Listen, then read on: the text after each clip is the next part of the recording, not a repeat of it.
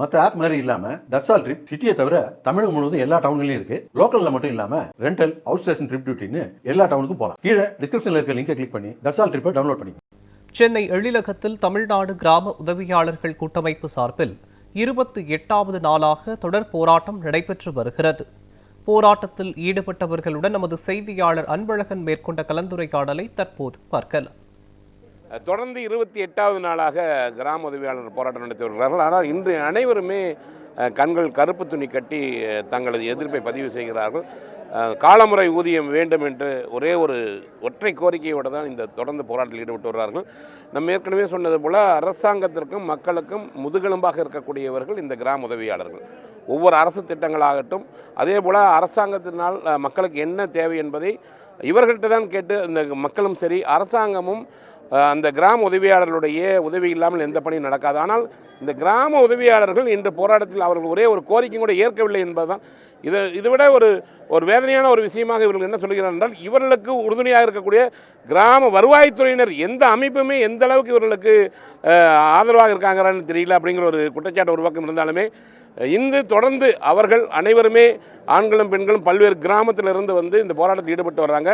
தொடர்ந்து இந்த கருப்பு துணி போராட்டத்தில் ஈடுபட்டு அவங்ககிட்ட நம்ம கேட்போம், ஏன் சொல்லுங்கள், இந்த 28 நாள் தொடர்ந்து போராட்டம் நடத்திட்டு வரீங்க, இப்போ என்ன சொல்கிறாங்க அரசாங்கம்? அரசாங்கம் எங்களை கண்டுகொள்ளவே இல்லை. இதுவரையும் 28 நாள் ஆச்சு. நாங்களும் மதுரையிலேருந்து ஒரு 100 பேர் வந்திருக்கோம். அனைத்து ஊழியர்களும் எல்லாருமே அழைத்து பேச மாட்டாங்க சங்கத்தை. என்ன காரணம், என்ன மூடி மறக்கிறாங்கன்னு இப்போ வரையும் தெரிய மாட்டேங்குது.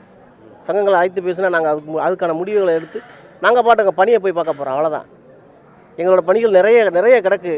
ஆனால் அதுகளை பூரா இவங்களுக்கு அரசாங்கமே அவங்களை வந்து செய்ய வேணாம் போல் நினைக்கிறாங்க. அப்படி தான் நினைக்கிறாங்க. இப்போ வரையும் நாங்கள் போராட்டத்தில் உட்காந்துட்டு தான் இருக்கோம். நீங்களும் தொடர்ந்து போய் பேச்சுவார்த்தை நடந்துருக்கு. நாங்கள் கேட்கணும்னா, இந்த வருவாய் உங்கள் சங்கத்தில் பல பேர் என்ன இருக்கிறாங்கன்னா, வருவாய்த்துறையினர் மற்ற சங்கங்களுமே ஆதரவாக நீங்கள் வந்து அவங்களுக்கு குரல் கொடுத்துட்ருக்கீங்க. ஏன் உங்களுக்கு மற்ற சங்கங்கள்லாம் ஏன் இங்கே வரல? இல்லை வந்து ஆதரவு தந்தாங்களா? மற்ற சங்கங்கள்லாம் என்ன சொல்கிறாங்க உங்களுக்கு? தமிழ்நாட்டில் இருக்கக்கூடிய அனைத்து கிராம உதவியாளர்களும் 12,000 கிராம உதவியாளர்கள் சங்கம், அனைத்து சங்கங்களும் இந்த போராட்டத்தில் நாங்கள் தொடர் 5ஆம் தேதியிலிருந்து இந்த போராட்டம் நடத்தி வருகிறோம். இதை பார்த்துவிட்டு 19ஆம் தேதி மற்ற அமைப்பு சங்கங்களும் இந்த போராட்ட களத்தில் வந்துவிட்டார்கள். ஆகையால் தமிழ்நாட்டில் உள்ள அனைத்து சங்கங்களும் கிராம உதவியாளர் சங்கங்கள் ஒரே ஒரு கோரிக்கையாக 4ஆம் வரையறுக்கப்பட்ட காலமர ஊதியம். அந்த காலமர ஊதியக்கான கோப்பு தயவு செய்து அரசு அதிகாரிகள் நிதித்துறைக்கு சென்றுள்ளது. நிதித்துறை எங்களுக்கு எதனால் இப்படி ஏமாற்றுகிறது என்று எனக்கு தெரியவில்லை. ஆகையால் இந்த நிதித்துறை எங்களுக்கு தயவுசெய்து நீதி தேவதை கண்களை கட்டிக்கொண்டு இன்னைக்கு கருப்பு துணி என்று அனைத்து கிராம இரவு பகல் இல்லாத நாங்கள் இங்கே முடங்கி கிடக்கோம். இந்த நீதி தேவதை இந்த கண்களை கட்டி கொண்டிருக்கும் போது இந்த நிதித்துறை எங்களுக்கு நீதி கிடைக்க வேண்டும். நீதி கிடைக்க வேண்டும். எங்களுடைய போராட்டம் களத்தில் இங்கே தான் இருப்போம். இந்த போராட்டம் இன்னும் தீவிரமடையும்.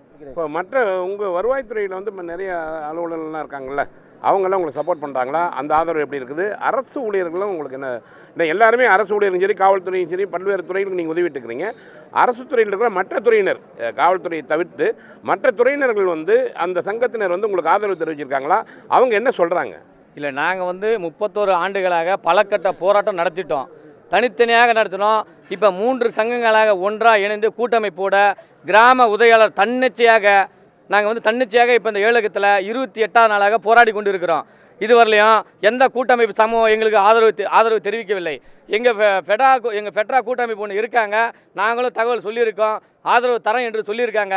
இந்த 15,700 கிடைக்கும் வரை இந்த ஏழகத்தை விட்டு நாங்கள் செல்ல மாட்டோம் என்று தமிழக அரசுக்கு தெரிவிக்கிறோம். நேரத்தில் நாங்கள் தெரிவித்துக் கொள்கிறோம். குறைந்தபட்சம் நாங்கள் 28 நாளாக நாங்கள் தொடர் போராட்டத்தில் கலந்துட்டு இருக்கோம். அதான் இன்றைக்கி நாளைக்கு ஒருன்ற ஏக்கத்தோடு நாங்கள் வந்து இந்த ஏழகத்திலே நாங்கள் வந்து காத்து கொண்டு தான் இந்த போராட்டத்தில் கலந்து கொண்டிருக்கோம். எதுவாக இருந்தாலும் எங்களுக்கு அந்த டி கிரேட் எங்களுக்கு வந்து நாங்கள் 10 அம்ச கோரிக்கை கூட வைக்கல. நாங்கள் வைக்கிற கோரிக்கை ஒரே காலமுறை ஊதியம் உண்டு. எங்களுக்கு ஒரே ஒரு கோரிக்கை மட்டும் எங்களுக்கு வழங்கிட்டாங்கன்னா நாங்கள் இப்போவே போராட்டத்தை கைவிடுவோம் தெரிவித்துக் கொள்கிறோம். இப்போ தொடர்ந்து அமைச்சர்கள் வந்து இங்கே பல நிகழ்ச்சிக்கு கலந்து கொண்டிருக்காங்க இல்லைங்களா? அமைச்சரை சந்திக்க போகிறீங்களா? அமைச்சர் வந்து என்ன சொன்னார்? மாண்புமிகு அமைச்சர் அவர்கள் அரசு அதிகாரிகளை சந்திங்கன்னு சொல்லிட்டாங்க. அரசு அதிகாரி இன்றைக்கி அமைச்சர் வந்து இப்போ ஏழகம் வரதா தகவல் கிடச்சிருக்குது அவருடைய பிஏ கிட்ட பேசுனதில். அதனால் இன்றைக்கி அமைச்சரை சந்தித்து எங்களுக்கு ஒரு முடிவு சொல்லுங்கள். என்ன தான் எங்களுடைய வாழ்வாதாரம் எங்களுக்கு கேள்விக்குறியாக இருக்குது.